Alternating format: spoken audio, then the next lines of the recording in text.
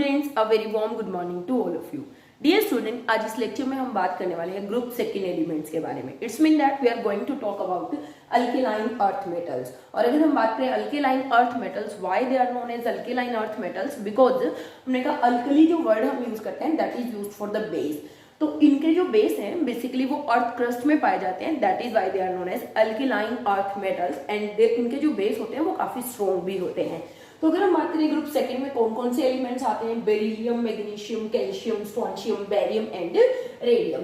देखिए बच्चे, atomic number beryllium का 4 होता है, मैग्नीशियम का 12 होता है, देन कैल्शियम 20, 18 प्लस कर दो 38, 18 प्लस कर दो अगेन 56, देन 32 प्लस कर दो कितना 88। वैसे भी हमने पहले भी बात करी है कि 8, 18 और 32 2, 8, 18 and 32 they are known as magic numbers. और हमें पूरी पीरियोडिक टेबल में किसी भी एलिमेंट का इलेक्ट्रॉनिक कॉन्फ़िगरेशन करने के लिए या उनका एटॉमिक नंबर जो होता है उसको क्रैम करने की जरूरत नहीं होती, क्योंकि फर्स्ट जो एलिमेंट होता है उसमें आप क्या करिए 8 प्लस कर दीजिए, देन अगेन 8। देखिए वैसे ट्रेंड तो रहेगा अलग अलग, जैसे इस ग्रुप के लिए अलग रहेगा, पी के लिए थोड़ा सा अलग रहेगा, डी के लिए थोड़ा सा अलग रहेगा, बट आप आसानी से यहाँ पे 2, 8, 18, 32 इस तरीके से प्लस करके क्या कर सकते हैं, इनका एटॉमिक नंबर नॉर्मली लर्न कर सकते हैं। अगर हम बात करें इलेक्ट्रॉनिक कॉन्फ़िगरेशन की, सबसे पहला जो ट्रेंड हम यहाँ पर करने वाले हैं वो है इलेक्ट्रॉनिक कॉन्फ़िगरेशन। इसको याद करने के लिए आप बहुत आसान ट्रिक यूज भी करते हैं। बेटा मांगे कार सेंट्रो बाप राजी, beryllium, magnesium, calcium, strontium, barium and radium. अगर हम इनकी बात करें इलेक्ट्रॉनिक कॉन्फ़िगरेशन की, तो हम इलेक्ट्रॉनिक कॉन्फ़िगरेशन करते हैं 1s2 2s2।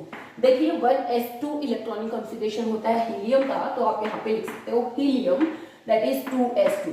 और अगर हम बात करें जनरल इलेक्ट्रॉनिक कॉन्फ़िगरेशन इनका क्या होता है, यहाँ पर लिखिए कोई भी नोबल गैस जो अकॉर्डिंग टू एटॉमिक नंबर आएगी। देन जनरल इलेक्ट्रॉनिक कॉन्फ़िगरेशन होता है NS2, जहां पर N it can be 2 to 7, basically यहाँ पर 6 तक होगी। तो N बदलेगी बाकी सब केस में, otherwise electronic configuration will remain same. अगर मैं मैग्नीशियम की बात करूं तो मैं यहाँ पे लिख सकती हूँ नियोन, ये हो गया कितना 10, नियोन का एटॉमिक नंबर होता है। Then we can write 3s2, helium, neon, argon 4s2, krypton 5s2, xenon 6s2 and radon 7s2। 7 ही है यहाँ पर n, तो n की वैल्यू कितनी है 2, 2, 7 कुछ भी हो सकती है। And this is the very simple electronic configuration. यहाँ पे हमने क्या लिखना है, noble gas, then we can write 2s2, 3s2, 4s2, 5s2, 6s2 and 7s2। ठीक है, बहुत सिंपल इलेक्ट्रॉनिक कॉन्फ़िगरेशन है। Just we have to fill electron into NS2, जहां पर n का नंबर बदलता रहेगा 2 to 7 तक। ठीक है, we talk about the atomic radius of these alkaline earth metal. तो डियर स्टूडेंट, अगर हम बात करें डाउन द ग्रुप जाते हुए एटॉमिक रेडियस इंक्रीज करती है, और इसका रीजन सबको मालूम है, पूरी पीरियोडिक टेबल में जब आप डाउन द ग्रुप मूव करते हो तो एटॉमिक रेडियस इंक्रीज करती है, और इसका रीजन होता है due to addition of new shells. जब भी आप डाउन द ग्रुप मूव करते हो तो न्यू शेल ऐड होती है, और न्यू शेल ऐड होने के कारण, अगर मैं बात करूं जैसे मैं पहले में, सेकंड में नेक्स्ट शेल ऐड हो गई, उससे अगले में अगली शेल ऐड हो गई, तो इस तरीके से हर सक्सेसिव एलिमेंट में नई शेल्स ऐड होती रहती हैं, जिसके कारण क्या होती है, एटॉमिक रेडियस इंक्रीज करती है। देखिए अगर हम बात करें डाउन द ग्रुप जाते हुए, न्यूक्लियर जो है रिपल्शन वो भी इंक्रीज करता है ना, इंटर इलेक्ट्रॉनिक रिपल्शन बोल सकते हो, स्क्रीनिंग बोल सकते हो, है ना। तो और उसके ऊपर भी मेन बात क्या है कि नंबर ऑफ शेल्स ऐड होती रहती हैं, जिसके कारण एटॉमिक रेडियस क्या करती है, डाउन द ग्रुप जाते हुए इंक्रीज करती है। लेकिन अगर आप कंपैरिजन करोगे ग्रुप सेकंड एलिमेंट की किसके साथ, ग्रुप फर्स्ट एलिमेंट के साथ एटॉमिक रेडियस, तो ग्रुप फर्स्ट एलिमेंट की एटॉमिक रेडियस बड़ी होती है बजाय कि ग्रुप सेकंड के एलिमेंट से। ठीक है, क्यों, क्योंकि जब भी आप ग्रुप में मूव करते हो तो न्यूक्लियर अट्रैक्शन जो होता है वो डोमिनेट कर जाता है स्क्रीनिंग इफेक्ट के ऊपर। That is why alkaline earth metal have smaller atomic radius than the alkaline earth metal. ठीक है, तो इनकी रेडियस अगर हम बात करें स्मॉलर होती है in comparison to group first. और अगर आप इनकी एटॉमिक रेडियस की कंपैरिजन करते हो पी ब्लॉक एलिमेंट के साथ, तो पी ब्लॉक एलिमेंट से इनकी एटॉमिक रेडियस काफी ज्यादा बड़ी होती है, अगेन क्योंकि जब आप अलोंग द पीरियड मूव कर रहे हो पी ब्लॉक में, तो न्यूक्लियर अट्रैक्शन जो है that dominate over the screening effect, that is why atomic radius क्या करती है, डिक्रीज कर जाती है, जिसको आप इफेक्टिव चार्ज बोलते हो, मतलब इफेक्टिव चार्ज बढ़ जाता है, ठीक है, जेड इफेक्टिव जिसको आप बोलते हो। तो इनके इस तरीके से हम क्या कर सकते हैं, प्रॉपर्टीज को कंपेयर कर सकते हैं, किसके साथ, ग्रुप 13, 14 के साथ, या पी ब्लॉक एलिमेंट्स के साथ, या फिर ग्रुप फर्स्ट के साथ। Then let me talk about ionization enthalpy. Ionization enthalpy सबको मालूम है, what is ionization enthalpy? It is the amount of energy which is required to remove the most loosely bounded electron. सबसे loosely bound electron को हटाने के लिए जो amount of energy चाहिए उसको ionization enthalpy बोला जाता है। तो अभी हमने बात करी कि इनका जनरल इलेक्ट्रॉनिक कॉन्फ़िगरेशन क्या होता है, नोबल गैस, और यहाँ पर क्या होते हैं NS2 electron. It's mean that we have to remove the electron from S। और अगर हम बात करें alkaline earth metal, they have very stable electronic configuration. इनका जो इलेक्ट्रॉनिक कॉन्फ़िगरेशन होता है वो काफी स्टेबल होता है। स्टेबल क्यों है, क्योंकि देखिए नोबल गैस और उसके बाद जो S ऑर्बिटल है वो भी कंप्लीटली फिल्ड होता है, इसीलिए ग्रुप सेकेंड एलिमेंट की आयनाइजेशन एंथैल्पी हायर होती है, higher than group first element. Group first element के से इनकी आयनाइजेशन एंथैल्पी ज्यादा होती है। उसका रीजन क्या है, क्योंकि यहाँ पर हमें स्टेबल इलेक्ट्रॉनिक कॉन्फ़िगरेशन में से इलेक्ट्रॉन हटाना है। देखिए let we compare the atomic ionisation enthalpy of sodium and यहाँ पर हम बात कर लेते हैं चलो मैग्नीशियम की, या पहले एक बार ये देख लेते हैं कि डाउन द ग्रुप जाते हुए आयनाइजेशन एंथैल्पी कैसे इफेक्ट होती है। डाउन द ग्रुप जाने पर आयनाइजेशन एंथैल्पी क्या करती है, डिक्रीज होती चली जाती है। इट्स मीन दैट सबसे ज्यादा आयनाइजेशन एंथैल्पी बेरिलियम की, then magnesium, then calcium, strontium, barium, फिर किसकी है, रेडियम की। मीन सबसे ज्यादा मुश्किल इलेक्ट्रॉन हटाना किसमें से है, बेरिलियम में से। क्यों, क्योंकि इसका साइज बहुत ज्यादा छोटा है और हमें मालूम है जितना छोटा साइज होगा आयनाइजेशन एंथैल्पी उतनी ही क्या होगी, हाई होगी। इट्स मीन दैट छोटा साइज आयनाइजेशन एंथैल्पी क्या उतनी ही हाई। तो जैसे जैसे साइज बढ़ेगा आयनाइजेशन एंथैल्पी क्या होती चली जाएगी, कम होती चली जाएगी, यानी कि आयनाइजेशन एंथैल्पी साइज के इनवर्सली प्रोपोर्शनल होती है।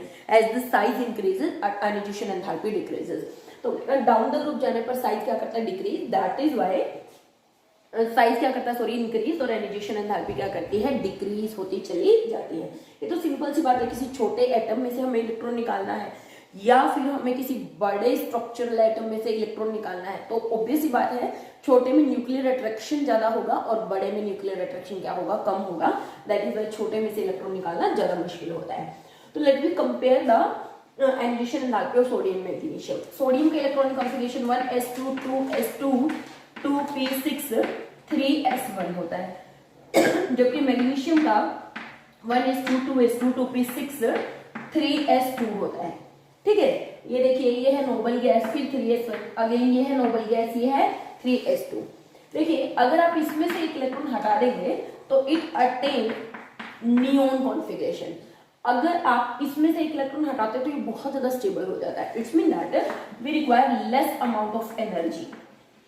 इस प्रोसेस में कम अमाउंट ऑफ एनर्जी रिक्वायरमेंट होगी। क्यों, क्योंकि ये अनस्टेबल इलेक्ट्रॉनिक कॉन्फ़िगरेशन से स्टेबल इलेक्ट्रॉनिक कॉन्फ़िगरेशन में जा रहा है। लेकिन अगर मैं यहाँ पर बात करूँ कि यहाँ पर मुझे क्या देनी है, एनर्जी देनी है, फर्स्ट आयनाइजेशन एंथैल्पी, तो हम देखेंगे we have to remove the electron from the stable electronic configuration and to make it neon 3s1। तो डेफिनेटली अब ये स्टेबल से अनस्टेबल की तरफ गया है। दिस इज अनस्टेबल, ऊपर वाला क्या था, स्टेबल। तो ये जो आयनाइजेशन एंथैल्पी हुई ये क्या हुई, quite high in comparison to this one. लेकिन अगर आप बात करते हो सेकंड आयनाइजेशन एंथैल्पी किसकी, सेकंड आयनाइजेशन एंथैल्पी की, तो अब second ionisation, first ionisation enthalpy तो किसकी ज्यादा है, मैग्नीशियम की, और अगर आप सेकंड आयनाइजेशन एंथैल्पी की बात करते हो तो वो किसकी ज्यादा है, सोडियम की। रीजन अब ये बन गया है नियोन का electronic configuration, that is very very stable electronic configuration. लेकिन इस केस में इलेक्ट्रॉन हटाना बहुत ज्यादा आसान है। क्यों, क्योंकि आप इसमें से इलेक्ट्रॉन हटाओगे तो ये नियोन का इलेक्ट्रॉनिक कॉन्फ़िगरेशन अटेन कर लेगा। ठीक है, तो ये वाला इलेक्ट्रॉन हटाना आसान है in comparison to this one. That is why second ionisation enthalpy of sodium is greater than that of magnesium, while first of magnesium is higher than that of the sodium. लेकिन इसमें भी एक बात आपको हमेशा ध्यान रखनी है, वो क्या कि अगर आप बात करते हो first ionisation enthalpy, second ionisation enthalpy, third ionisation enthalpy for same element, for same element, यानी कि सक्सेसिव आयनाइजेशन एंथैल्पी, तो सक्सेसिव आयनाइजेशन एंथैल्पी हमेशा प्रीवियस आयनाइजेशन एंथैल्पी से ज्यादा होती है। इट्स मीन दैट अगर मैं मैग्नीशियम की ही बात करती हूँ, अकेले मैग्नीशियम की कंपैरिजन नहीं कर रही हूँ, तो पहले से सेकेंड आयनाइजेशन एंथैल्पी ज्यादा होगी, दूसरी से तीसरी आयनाइजेशन एंथैल्पी ज्यादा होगी। और उसका रीजन क्या होता है कि जैसे जैसे आप इलेक्ट्रॉन हटाते चले जाते हैं, इलेक्ट्रॉन रिमूव करते जाते हैं, न्यूक्लियर अट्रैक्शन इंक्रीज होता चला जाता है। और जब न्यूक्लियर अट्रैक्शन इंक्रीज होता है तो डेफिनेटली न्यूक्लियस क्या करता है, it hold the electrons very tightly. That is why we have to provide more energy to remove that electron. अगर मैं इसी की बात करूं, मैग्नीशियम में पहले क्या थे, 12 प्रोटॉन से एंड 12 इलेक्ट्रॉन से, लेकिन जैसे ही हम Mg+1 पर पहुंचे, इट्स मीन दैट मैग्नीशियम को हमने क्या बना दिया, Mg+1, then it have 12 proton and 11 electrons. तो सीधा सीधा हमें दिख रहा है, now 12 proton have to electron, 11 electron, it's mean that nuclear attraction क्या हो गया, इंक्रीज, और आयनाइजेशन एंथैल्पी क्या होगी, second ionisation enthalpy increases. Further अगर Mg+2 की बात करते हो, then 12 proton have to hold 10 electron, क्योंकि 2 इलेक्ट्रॉन आप हटा चुके हो। It's mean that again nuclear attraction क्या करेगा, इंक्रीज हो जाएगा, और सक्सेसिव आयनाइजेशन एंथैल्पी क्या करेगी, फर्दर इंक्रीज हो जाएगी। तो और अगर हम आयनाइजेशन एंथैल्पी, इनकी आयनाइजेशन एंथैल्पी को उधर पी ब्लॉक के एलिमेंट से कंपेयर करते हैं, तो बेसिकली अगर देखा जाए, हमने कहा कि 13 ग्रुप के साथ अगर कंपेयर करते हो तो 13 ग्रुप में we have to remove the electron from the P, और पी की जो स्क्रीनिंग होती है, या फिर अगर हम बात करें पेनिट्रेशन पावर होती है, पी की एस से कम होती है। तो एस में इलेक्ट्रॉन ज्यादा पेनिट्रेटेड होते हैं इन कंपैरिजन टू पी, तो इनकी आयनाइजेशन एंथैल्पी पी की आयनाइजेशन एंथैल्पी से भी थोड़ी सी ज्यादा होती है। तो इस तरीके से आप कंपैरिजन कर सकते हो क्या, ionisation enthalpy of alkaline earth metals. Now let me talk about the oxidation state of these elements. Oxidation state, अगर मैं ग्रुप ऑक्सीडेशन स्टेट की बात करूं तो दे शो +2 ऑक्सीडेशन स्टेट, ये सभी अपनी +2 ऑक्सीडेशन स्टेट शो करते हैं। It's mean that we are talking about metal को आपने एक इलेक्ट्रॉन रिलीज कर दिया तो it will form metal +1, and then another electron remove किया तो हमने कहा मेटल +2। इट्स मीन दैट ये सभी क्या प्रेफर करते हैं, they prefer to form ions in +2 oxidation state. इट्स मीन दैट यहाँ पे अगर मैं एक इलेक्ट्रॉन हटा रही हूँ तो इसको मैं बोलूंगी फर्स्ट आयनाइजेशन एंथैल्पी, और अगर मैं सेकेंड इलेक्ट्रॉन हटा रही हूँ तो मैं इसको बोलूंगी सेकेंड आयनाइजेशन एंथैल्पी। और मुझे मालूम है second ionization enthalpy is more than that of the first ionisation enthalpy. It's mean that instead of having higher second ionization enthalpy they show +2 oxidation state. तो यही हमसे क्वेश्चन बनता है कि ये +2 ऑक्सीडेशन स्टेट शो करते हैं, सबको मालूम है क्यों, क्योंकि इनके वैलेंस शेल में कितने इलेक्ट्रॉन्स होते हैं, they have 2 electron in their valence shell. But the question is that कि क्योंकि सेकेंड आयनाइजेशन एंथैल्पी बहुत ज्यादा हाई होती है, आप मान लो कि नियरली डबल हो जाती है, फिर भी हम ये कह रहे हैं कि ये वाले जो ग्रुप वाले एलिमेंट है ये क्या करते हैं, +2 ऑक्सीडेशन स्टेट शो करते हैं। Why they show +2 oxidation state, instead they have very high या very large second ionization enthalpy. तो दिस इज द क्वेश्चन, आपसे ऐसे पूछा जाएगा कि क्यों करते हैं। तो बच्चे अगर हम बात करें पहली बात कि +2 क्यों शो करते हैं, पहला because they attain noble gas configuration in +2 oxidation state. बहुत सिंपल है, इन सभी की अगर आप क्या करोगे, 2 इलेक्ट्रॉन हटा दोगे तो ये सब क्या करते हैं, नोबल गैस कॉन्फिगरेशन अटेन कर लेते हैं। It's mean that they attain very very stable electron configuration. तो ये एक ड्राइविंग फोर्स हुआ कि ये नोबल गैस में चेंज हो जाते हैं 2 इलेक्ट्रॉन हटाने के बाद, that is why they show +2 oxidation state. अगर आप सेकंड उसकी बात करते हो, lattice formed in +1 oxidation state is weak then crystal lattice form in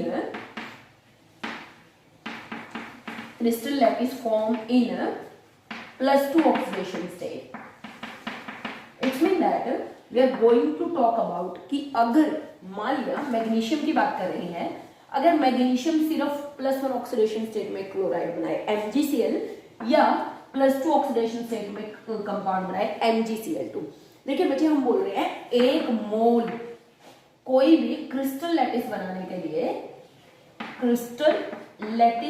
के लिए जो अमाउंट ऑफ एनर्जी रिलीज होती है इस प्रोसेस में उसको बोला जाता है लैटिस एनर्जी। उसको क्या बोला जाता है, लैटिस एनर्जी। तो पहले हम एक बार लैटिस एनर्जी पे थोड़ा सा कंसंट्रेट करते हैं. What is lattice energy? हमने कहा कि what is lattice energy? It is the amount of energy release when 1 mole of any crystal lattice is formed from its constituent ions. कोई भी एक मोल क्रिस्टल लैटिस बनता है उसके कॉन्स्टिट्यूएंट आयन से. इस प्रोसेस में जो एनर्जी रिलीज होती है, इस एनर्जी को हम क्या बोलते हैं? Lattice energy. तो हम बात कर रहे हैं कि जब MgCl बनता है या फिर MgCl2 बनता है, तो MgCl2 में लैटिस एनर्जी ज्यादा रिलीज होती है बजाय कि MgCl के बनने में. और ये पूरी के पूरे प्रोसेस में जो एनर्जी निकाली जाती है उसको निकालने के लिए हम एक मेथड यूज करते हैं जिसको हम बोलते हैं बोर्न-हैगबर्ग साइकिल, जिसकी हेल्प से आप लैटिस एनर्जी निकाल सकते हो. तो बच्चे अगर हम बात करें, इसमें मैं थोड़ा सा मैथमेटिकल डाटा आपको दूंगी थोड़ी देर के बाद कि किस तरीके से MgCl2 की फॉर्मेशन MgCl की फॉर्मेशन से ज्यादा आसान होती है. तो Mg+2 ऑक्सीडेशन स्टेट में जो क्रिस्टल लैटिस बनता है that is more stable. It's mean that more lattice energy is release in this process, while MgCl formation में लैटिस एनर्जी जो होती है वो कम रिलीज होती है. दैट इज वाई ये क्रिस्टल स्ट्रक्चर ज्यादा स्ट्रॉन्ग बनता है, इसलिए +2 ऑक्सीडेशन से शो कर लेते हैं. ठीक है. और तीसरी अगर हम बात करें कि +2 ऑक्सीडेशन स्टेट में देखो जितना ज्यादा स्मॉलर कैटायन होगा उसकी हाइड्रेशन उतनी ही ज्यादा होगी.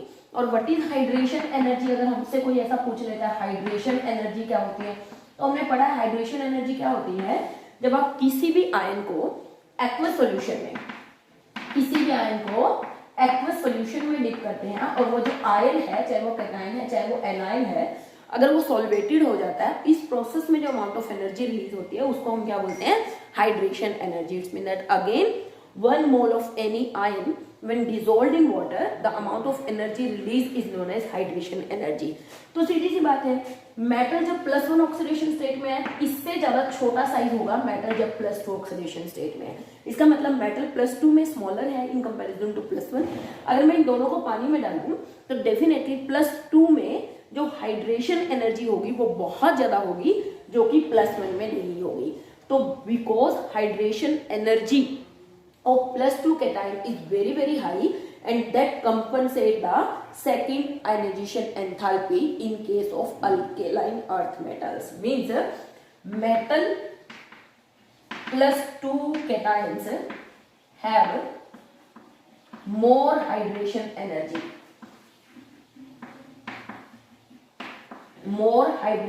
energy than metal +1 oxidation state.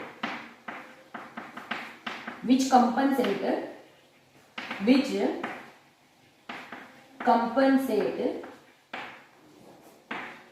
second ionization enthalpy also.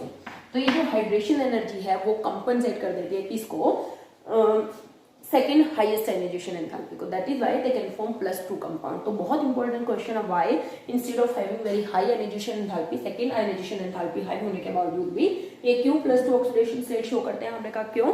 पहला रीजन हमने दिया क्योंकि ये नोबल गैस कॉन्फिगरेशन अटेन कर लेते हैं. दूसरा हमने कहा कि +2 में जो लैटिस बनता है, क्रिस्टल लैटिस बनता है, दैट इज वेरी स्ट्रॉन्ग.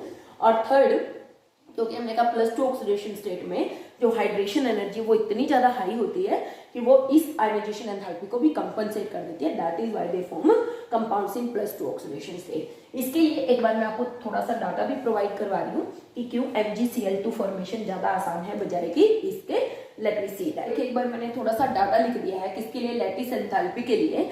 तो यहाँ पे मैं एक बार आपको बता रही हूँ कि किस तरीके से आप जो फॉर्मेशन है +2 ऑक्सीडेशन स्टेट उसको बेसिकली समझ सकते हैं. देखिए यहाँ पर हमने कहा कि जब कोई भी आप बात करो MgCl की फॉर्मेशन की, तो डेफिनेटली हमें मालूम है कि अगर मुझे MgCl बनाना है या MgCl2 बनाना है तो सीधी सी बात है कि मेटल, देखो ये मैग्नीशियम है, मैग्नीशियम को मुझे क्या करना पड़ेगा? ऑक्सीडेशन स्टेट में लेकर जाना पड़ेगा. सबसे पहले सॉलिड मैग्नीशियम को किस में लेकर जाना पड़ेगा? गैसियस मैग्नीशियम में, जिसको हम बोलते हैं एंथैल्पी ऑफ सब्लिमेशन. ठीक है. तो मैग्नीशियम सॉलिड मैग्नीशियम गैस में जब गया तो इसको हमने एनर्जी दी है, तो इसलिए मैंने लिखा 150 किलो जूल एनर्जी हमने इसको प्रोवाइड किया +150 किलो जूल. और फिर मैग्नीशियम जो है कि अब गैसियस स्टेट में है, अब मैंने इसको क्या किया? कुछ एनर्जी प्रोवाइड की जिसको हमने क्या बोला? Ionisation enthalpy, first ionisation enthalpy, जिसमें मैग्नीशियम चला गया +1 में एंड वी रिमूव 1 इलेक्ट्रॉन. इस प्रोसेस में 373 किलो जूल एनर्जी रिक्वायर्ड हुई. देन Cl2 जो कि ऑलरेडी गैसियस स्टेट में होता है, बट मुझे Cl2 को ब्रेक डाउन करना है किस में, 2Cl में, और गैसियस स्टेट में उसको लेकर जाना है। ये प्रोसेस भी, इसमें भी हमने एनर्जी दी है कितनी, 122 किलो जूल एनर्जी। अब देखिए जो Cl है, Cl को हमने एक इलेक्ट्रॉन ऐड किया Cl में, जिसको हम क्या बोलते हैं, इलेक्ट्रॉन गेन एंथैल्पी, जिसको हम क्या बोलते हैं, इलेक्ट्रॉन गेन एंथैल्पी। इसको हम क्या बोलते हैं, बॉन्ड डिसोसिएशन एनर्जी। तो इलेक्ट्रॉन गेन एंथैल्पी कितनी है, -348, क्योंकि हमें मालूम है इलेक्ट्रॉन गेन एंथैल्पी क्या होती है, amount of energy release when electron is added to an isolated gaseous atom. तो इसलिए गैस तो था ही, आइसोलेटेड भी है, उसमें एक इलेक्ट्रॉन डाला तो 348 किलो जूल एनर्जी रिलीज हुई, इसलिए हमने लिखा नेगेटिव साइन। फिर हमने कहा हमारे पास Mg+1 है, Cl-1 है, इन दोनों को हमने एक्वा सॉल्यूशन में जब ऐड किया Mg+1 और Cl नेगेटिव बनाने के लिए, इस प्रोसेस को हम बोलते हैं हाइड्रेशन एनर्जी। तो इस पूरे प्रोसेस में 746 kilo joule hydration energy release हुई। तो इसको और इन तीनों को, ये तीनों प्लस में है, ये दोनों माइनस में है, तो इस प्रोसेस में टोटल एनर्जी चेंज जो देखा गया वो देखा गया -85 किलो जूल पर मोल। इसका मतलब 1 मोल MgCl बनने में 85 किलो जूल एनर्जी रिलीज होगी। Now let me talk about formation of MgCl2। Same process है, सॉलिड से गैस में गया 150 किलो जूल एनर्जी। गैस में हमने अब दो इलेक्ट्रॉन हटाने हैं, सॉरी। तो फर्स्ट और सेकेंड आयनाइजेशन एंथैल्पी का सम क्या है, 2187।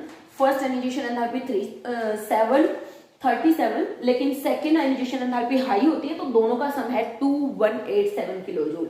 Cl2 गैस है, इसको हम डेफिनेटली हमने क्या किया, इसको अगेन एटम्स में तोड़ा है, तो 244, क्योंकि यहाँ पर हमें एक एटम चाहिए था तो 348 एनर्जी चाहिए, सॉरी 122 एनर्जी चाहिए थी, अब उसकी डबल हो गई क्योंकि मुझे 2Cl गैसियस एटम्स चाहिए। अब दोनों Cl में एक एक इलेक्ट्रॉन ऐड किया उनको 2Cl नेगेटिव बनाने के लिए, तो एनर्जी डेफिनेटली इसकी फिर से डबल हो गई, 696 किलो जूल एनर्जी रिलीज हुई। Mg2 पॉजिटिव 2Cl नेगेटिव, इसको वाटर में डाला तो इस प्रोसेस में देखिए -2683 kilo joule of energy release हुई। यहाँ पर कितनी रिलीज हुई थी, 746, यहाँ पर कितनी हुई, -2687, मतलब आप मान सकते हो नियरली इसके 3 टाइम, ठीक है।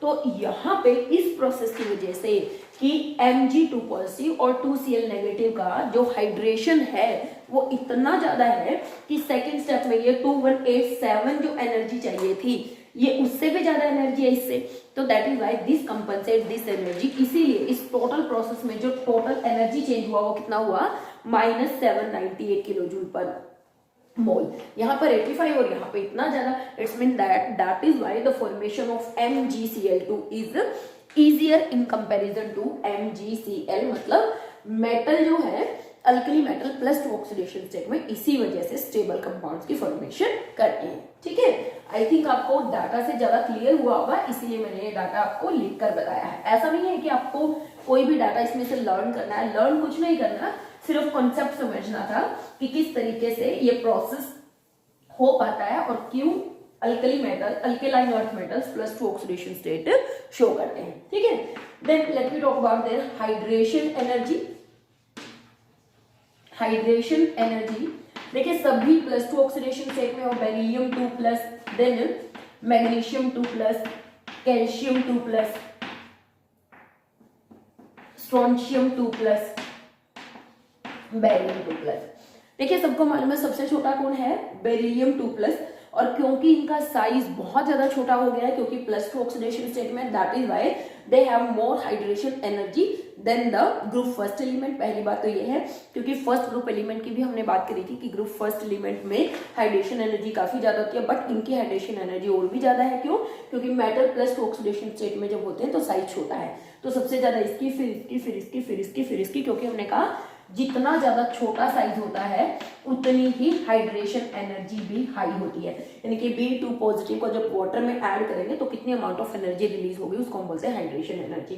Smaller the size higher will be the hydration energy. नीचे जाने पर साइज इंक्रीज करता है कैटाइन का, that is why hydration energy क्या करती है, डिक्रीज करती है, and they release tremendous amount of energy. अभी मैंने एग्जांपल से भी समझाया आपको कि किस तरीके से मैग्नीशियम 2 पॉजिटिव हाइड्रेशन एनर्जी कितनी ज्यादा रिलीज करता है, ठीक है। और उसके साथ साथ अगर इनके मोबाइलिटी के ऑर्डर की बात करें तो बिल्कुल अल्केलाइन अर्थ मेटल्स की मोबाइलिटी भी अल्कली अर्थ मेटल्स की तरह रिवर्स हो जाएगी, यानी कि इसकी हाइड्रेशन लीस्ट है तो इसकी मोबाइलिटी क्या हो जाएगी, मैक्सिमम हो जाएगी। ठीक है। Then if you talk about their electronegativity,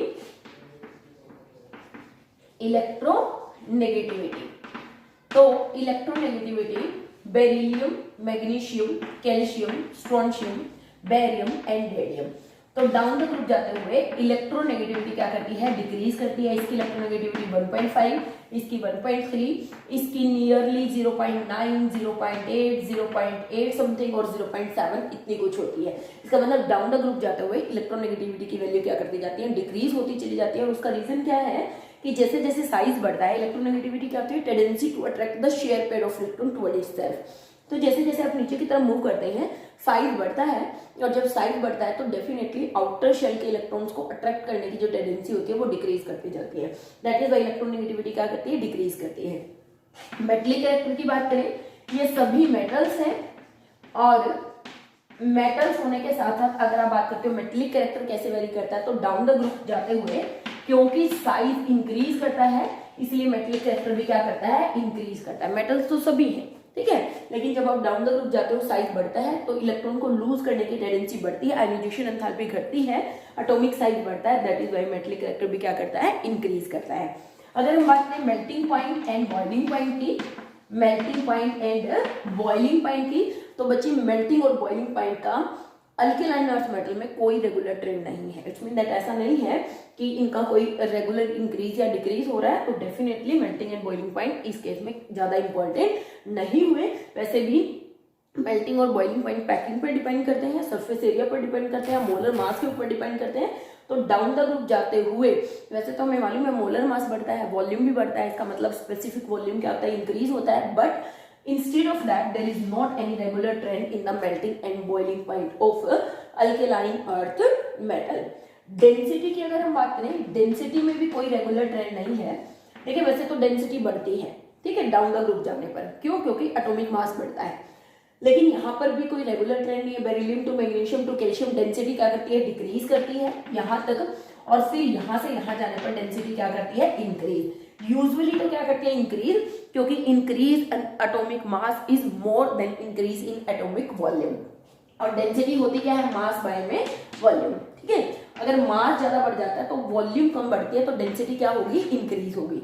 but इस केस में beryllium to magnesium to calcium density क्या हो रही है, डिक्रीज हो रही है। It's mean that increase in volume is much more than increase in mass.